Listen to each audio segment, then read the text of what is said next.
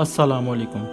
خلیل اللہ کا لقب پانے والے جلیل القدر پیغمبر حضرت ابراہیم علیہ السلام عراق میں پیدا ہوئے۔ اس وقت عراق میں نمرود نامی بادشاہ کی حکومت تھی جو بڑا مغرور اور ظالم تھا۔ خدا کا نہ صرف منکر تھا بلکہ اس نے خدائی کا دعویٰ بھی کر رکھا تھا۔ نمرود نے شہر کے سب سے بڑے مندر میں سونے کا بت رکھا ہوا تھا اور لوگ اس کی پوجا کرتے تھے۔ اس کے علاوہ لوگ چاند، سورج اور ستاروں کو بھی پوجتے تھے۔ آپ علیہ السلام کی نسل میں سے بہت سے پیغمبر گزرے ہیں، اس لیے آپ علیہ السلام کو ابو الانبیاء یعنی نبیوں کے باپ بھی کہا جاتا ہے۔ آپ علیہ السلام کے والد آزر مذہبی پیشوا تھے اور بت تراشی اور فروشی ان کا پیشہ تھا۔ جیسا کہ فرمان یزدی ہے، وہ وقت یاد کرو جب ابراہیم علیہ السلام نے اپنے باپ آزر سے کہا، کیا تو بتوں کو خدا بناتا ہے؟ حضرت ابراہیم علیہ السلام کے طور طریقے اور عادتیں بچپن سے ہی مختلف تھیں۔ آپ بت پرستی کے خلاف تھے۔ جب جوان ہوئے تو علانیہ بتوں کو برا بلا کہنا شروع کر دیا اور لوگوں کو بت پرستی ترک کر کے خدائے واحد پر ایمان لانے اور خدا کی بندگی کرنے کی تلقین کرنے لگے۔ لیکن بت پرست لوگوں پر آپ علیہ السلام کی تبلیغ کا کوئی اثر نہ ہوا۔ ایک دن جب شہر کے تمام لوگ میلے میں شرکت کے لیے باہر گئے ہوئے تھے تو آپ علیہ السلام نے مندر میں گھس کر بڑے بت کے سوا تمام بتوں کو توڑ پھوڑ دیا اور کلہاڑا بڑے بت کے کندھے پر رکھ دیا۔ جب لوگ واپس لوٹے اور انہوں نے اپنے بتوں کا برا حال دیکھا تو بہت غصہ ہوئے۔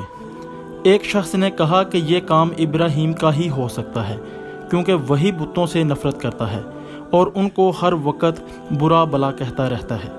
لوگوں نے آپ علیہ السلام کو بلا کر پوچھا تو آپ علیہ السلام نے فرمایا، اس بڑے بت سے پوچھیں کہ یہ کام کس نے کیا ہے، یہ بھی ممکن ہے کہ اس نے دوسرے بتوں کو توڑا ہو۔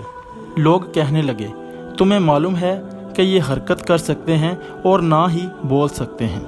اس موقع پر آپ علیہ السلام نے ان کو حقیقی خدا کی طرف توحید کی دعوت دیتے ہوئے کہا کہ جب یہ بول نہیں سکتے اور خود اپنی حفاظت نہیں کر سکتے تو تم پھر ان کو کس لیے پوجتے ہو؟ اس واقعے کی خبر جب بادشاہ نمرود کو ملی تو اس نے حضرت ابراہیم علیہ السلام کو دربار میں طلب کیا اور پوچھا کہ تمہارا خدا کون ہے؟ تو آپ علیہ السلام نے جواب دیا کہ میرا خدا وہ ہے جو زندگی اور موت کا مالک ہے۔ نمرود نے کہا کہ یہ کام تو میں بھی کر سکتا ہوں، جس کو چاہوں مار دوں اور جس کو چاہوں چھوڑ دوں۔ یہ کہہ کر اس نے قید خانے سے 2 قیدی بلوائے، ایک کو رہا کر دیا اور ایک کو قتل کر دیا۔ آپ علیہ السلام نے کہا، میرا خدا ہر روز سورج کو مشرق سے نکالتا ہے، تم اگر خدا ہو تو ایک روز سورج کو مغرب سے نکال کر دکھاؤ۔ اس بات پر نمرود لاجواب ہو گیا اور تل ملا کر حکم دیا کہ آپ علیہ السلام کو آگ میں جلا کر راکھ کر دیا جائے۔ نمرود کے حکم کی تعمیل کے لیے ایک مربع میل کا احاطہ بنایا گیا جس کی 4 دیواری 20 گز تھی۔ جب 1 ماہ میں وہ احاطہ لکڑیوں سے بھر گیا تو آگ جلائی گئی اور پھر دہکتی آگ میں حضرت ابراہیم علیہ السلام کو ڈال دیا گیا، لیکن اللہ تعالیٰ کے حکم سے آگ ٹھنڈی اور سلامتی والی بن گئی۔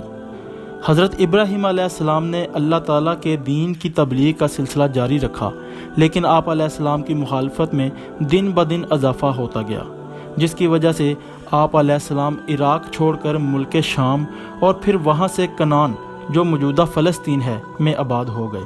ایک مرتبہ آپ علیہ السلام اپنی بیوی کے ہمراہ مصر تشریف لے گئے۔ شاہ مصر نے آپ علیہ السلام اور حضرت سارہ علیہ السلام کی پاک بازی سے متاثر ہو کر اپنی بیٹی ہاجرہ کو بطور لونڈی خدمت کے لیے پیش کر دیا۔ اس وقت حضرت سارہ علیہ السلام کی کوئی اولاد نہ تھی، لہٰذا اس نے خود حضرت ہاجرہ علیہ السلام کا نکاح آپ علیہ السلام کے ساتھ کروا دیا۔ بڑھاپے میں حضرت ہاجرہ علیہ السلام کے بطن سے حضرت اسماعیل علیہ السلام پیدا ہوئے اور کچھ عرصہ بعد حضرت سارہ علیہ السلام کے بطن سے حضرت اسحاق پیدا ہوئے۔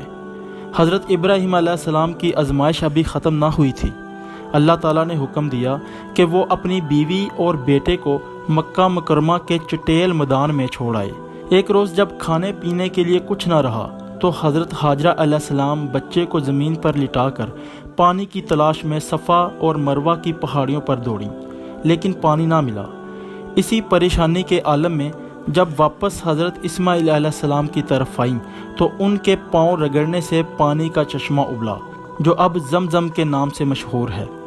ایک رات حضرت ابراہیم علیہ السلام نے خواب میں دیکھا کہ وہ اپنے بیٹے حضرت اسماعیل علیہ السلام کو ذبح کر رہے ہیں۔ چونکہ نبی کا خواب سچا ہوتا ہے، پس آپ علیہ السلام فلسطین سے مکہ مکرمہ پہنچ گئے اور اپنا خواب بیٹے کو سنایا تو انہوں نے کہا، ابا جان آپ اللہ تعالیٰ کے حکم پر عمل کریں، مجھے آپ ثابت قدم پائیں گے۔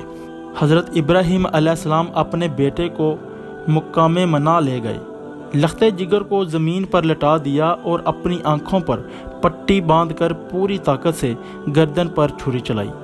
غیب سے صدا آئی کہ اے ابراہیم، تو نے خواب سچا کر دکھایا، ہم نیک لوگوں کو ایسا ہی بدلہ دیتے ہیں۔ چنانچہ حضرت اسماعیل علیہ السلام کی جگہ قربانی کے لیے جنت سے ایک مینڈا بھیج دیا گیا۔ انبیاء کرام کی اس سنت پر ہم مسلمان آج بھی جانوروں کی قربانی کرتے ہیں۔ اس عظیم آزمائش کے بعد اللہ تعالیٰ نے حضرت ابراہیم علیہ السلام کو حکم دیا کہ دنیا میں میری عبادت کے لیے خانہ کعبہ کو پھر سے تعمیر کرو۔ چنانچہ باپ بیٹے نے مل کر خانہ کعبہ کی تعمیر کی اور اللہ تعالیٰ سے دعا مانگی کہ اے اللہ ہماری اس خدمت کو قبول فرما۔ آپ علیہ السلام نے تقریباً 200 برس کی عمر میں وفات پائی اور خبرون یعنی شہر خلیل میں مدفون ہیں۔ دوستو، اگر آپ کو میری ویڈیو پسند آئی ہو تو اسے لائک اور شیئر ضرور کریں اور بیل آئیکن پر ضرور کلک کریں اور ہمارے چینل کو بھی سبسکرائب کریں۔ Thank you.